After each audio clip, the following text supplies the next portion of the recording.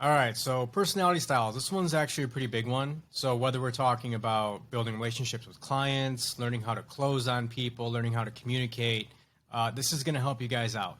So there's a lot that goes into personality styles, communication styles, and closing preferences. But I'm going to give you guys kind of an intro and a breakdown of the four different personality styles, their shared traits, and some other things to help identify who it is you're speaking to.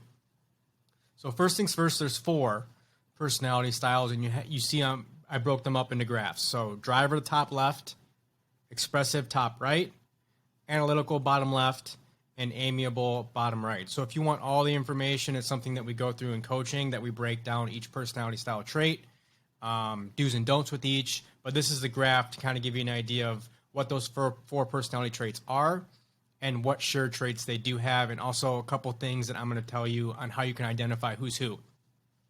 So if you look at the left side of the graph, so the driver and the analytical, they like to be in control. They have controlled traits, right? They want to be in control of the decision. They want to be in control of the conversation. They want to make themselves feel like they are in control of the process and what's going to ultimately happen, whether they list, sell, or whatever it is.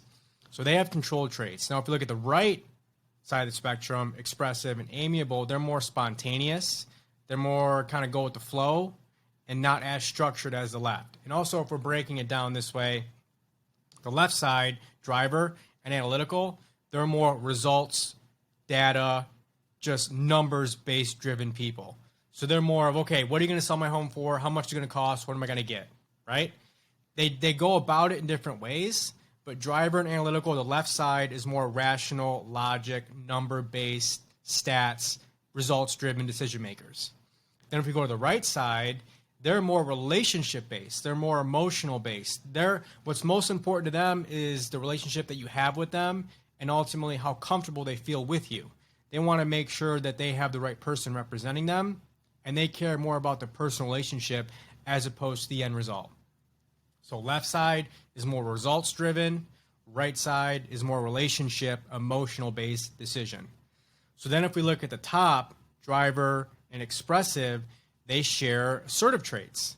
So they like to be more assertive. A driver and expressive is not going to be shy telling you what they think or telling you about how they feel. They're gonna throw it out there. Okay? Now if we go to the bottom, analytical, amiable, they're typically more cautious. They're more reserved in nature. They typically may not be talking as much. They may not reveal as much because just by nature, they're more comfortable being a little more cautious. And so I'm going to give you guys one thing that gives away who it is you're speaking to, and that is going to be their rate of speech. So if they typically talk a little bit faster, like myself, I talk really fast. I'm trying to slow myself down.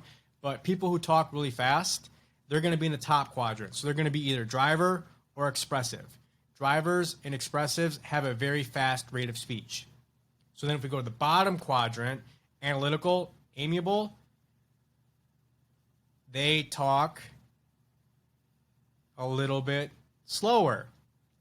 And they take long pauses in between answers, and they may take pauses in between words because they're processing information, they're thinking. Okay? So if you talk really fast, if you're in the top half, driver expressive, and you're dealing with an analytical or an amiable, you have to make a conscious effort to slow yourself down. Otherwise, you're going to throw them off, you're going to make them uncomfortable, and they're not going to be able to digest what it is you're talking about.